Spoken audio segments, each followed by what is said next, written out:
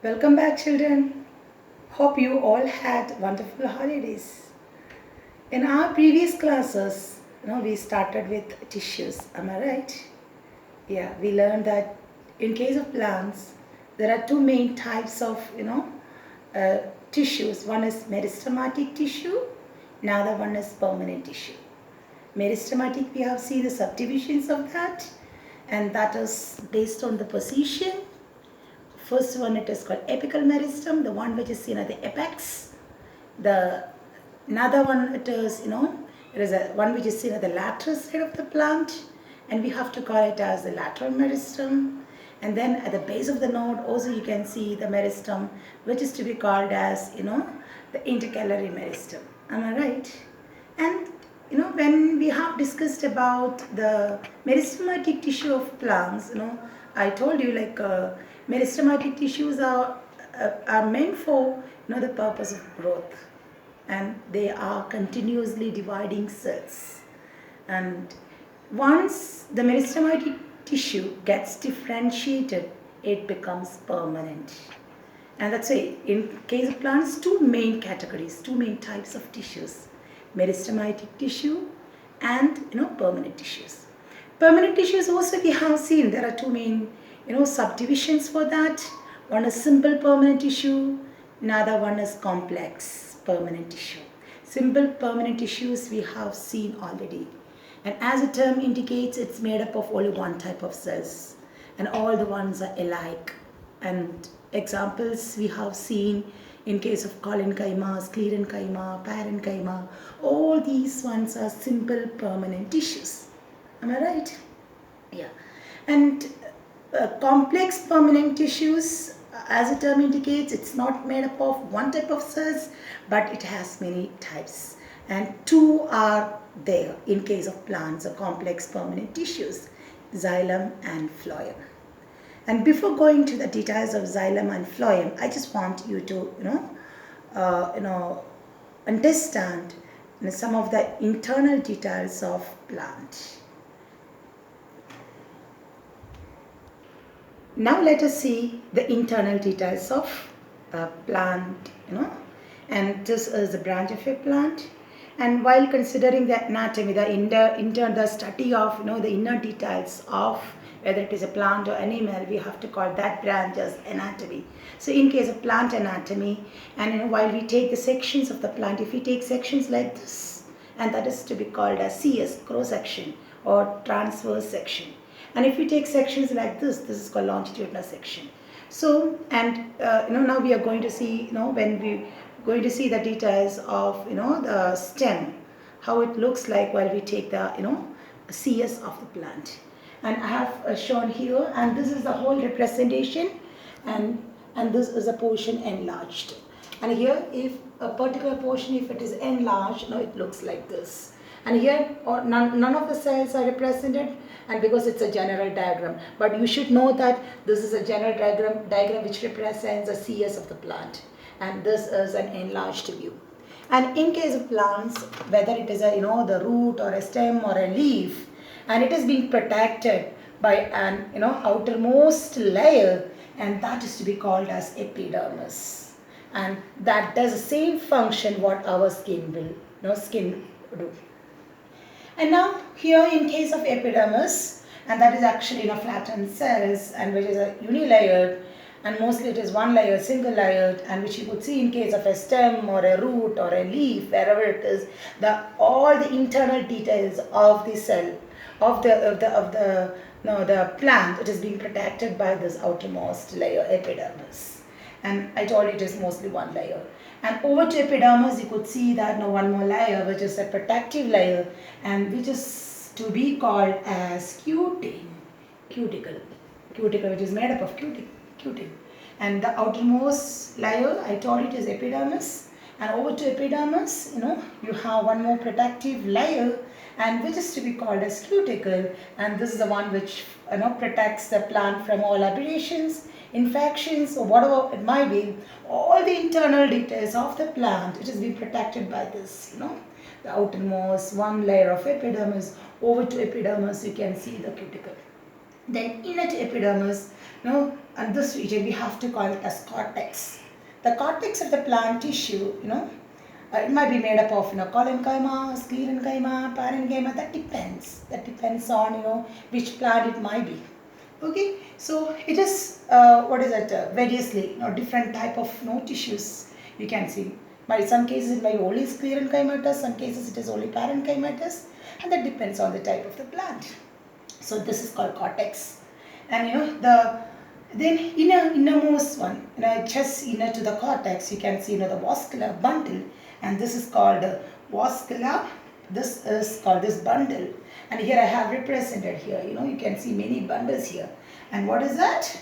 Vascular bundles. And why we call it as vascular bundles? And because it is a one which is meant for vasculature. Vasculature means the transport of water, minerals and food. And what is the one which helps, which does the process of water, mineral transport or even food transport in case of plants. And you already know that. And the water and minerals, it is being transported by means of xylem. See how I have represented xylem here? And the food is being translocated throughout the plant. It is by means of phloem. So phloem and xylem together in all higher plants is being together like in the form of a bundle, and that is called as vascular bundle. I told you this is only a portion enlarged, and that's why you can see only one vascular bundle. Here you could see many vascular bundles. And innermost one, some cases it is empty or it might be parenchymatous cells, that we have to call it as pith. What is it? Pith.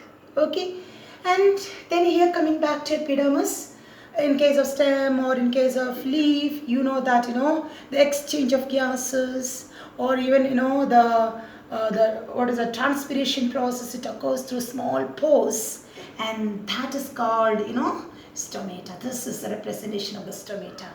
And that might be like the number of stomata, it may vary, and that is also depending on the type of the plant. And it can even see in case of stem and mostly lower sides of leaves, and even of course upper side also. So stomata. And here some cases normal trichomes, outgrowth, unicellular outgrowth you can see in case of stem. We have to call it as trichome. Same like this unicellular outgrowth. In case of roots, you can see root hairs, small minute hairs from the root. It's called root hairs, and this is meant for the absorption of water and minerals. And now I told stomata is present, and that is being you could see along with the epidermis. And here it is a representation of the stomata of a dicot. And this already have studied in lower classes. Each stoma has two guard cells. This is guard cell. These two are guard cells. Guard cells in case of dicot, it is kidney shaped, whereas in case of monocot, it is dumbbell shaped. And dicots, see these in case of dicot or monocot, this the guard cells are meant for the opening and the closing of stomata. And see, now I have shown that the opened stomata, through that the exchange of water and or the exchange of gases and the evaporation of water through transpiration, it occurs through this pores, and this is a stomal pore. Okay, around this guard cell, see some cells are there, that's to be called as subsidiary cells.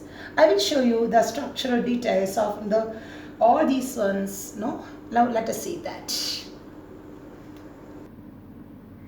And this is a general diagram of the stem of the plant, and these two diagrams you have, which is already given in your textbook. And you see the outermost epidermis, outermost layer, it is epidermis, and even you can see this is the cortical regions, and these are vascular bundles. See this vascular bundle, how many vascular bundles are there? And in this corner, this is a portion enlarged, a portion of this, it is enlarged. Here you can see one layer of epidermis. See this? One layer of epidermis, and this is the epidermal outgrowth, like a hair-like outgrowth, which is to be called as trichome. And these are the cortical layers. See this? These are the cortical layers. And this is a representation of a single vascular bundle, and where you can see the phloem and this is the phloem, this green part, and this is actually, above this, the phloem, what is being given, it is sclerenchymatous, what is the thickening here, sclerenchymatous actually, pericycle, and some sclerenchymatous cells are there, and this green one, it is actually phloem, and this is a xylem cells. Together, xylem I told you already, xylem is meant for the transport of water and minerals, and whereas phloem is meant for, the translocation of food. And you just imagine here, see, and this is not only in one part, it's throughout, and this is actually cross section, and you see here down, and it's a longitudinal view. Okay, so it's from up to down, top to bottom of the plant is been connected through vascular bundle, and that's why the plant is getting, the food and water and minerals all the one across the parts of the plants. Now I'll show you another one. See, this is a stomata. I told you, like in case of, dicots, the stomata, the guts, which is kidney shaped and which is being covered with, this is a subsidiary cells. You can see two, guts, and this is open stomata. Okay, guts, kidney shaped, that you can see in, dicots. And this is epidermis. This is in case of, the stomatal structure in case of dicot, this one. And I will show you one, open stomata and closed stomata. You see, guts cells, and why it's opening and closing it is that, what is that? That's due to some, some physiological process happens inside the cells that you will learn, of course, in next year. Anyway, what I want to say it is, and this one, no, the inner wall of the gut cell, which is thickened than this, and that also helps in the process. See here, and during daytime, stoma opens. So, whereas in nighttime, stoma closes. This is a closed stoma. Okay. Now here you can see the gut cell of, monocot. See the gut cell, I told you, it's dumbbell shaped, opened and a closed one. And also I mentioned about, the root hairs. And, in case of roots, the epidermal outgrowth, it is having, many hair-like ones. We have to call it as root hairs. And this is meant for, the process, which helps in the process of, absorption of water and minerals.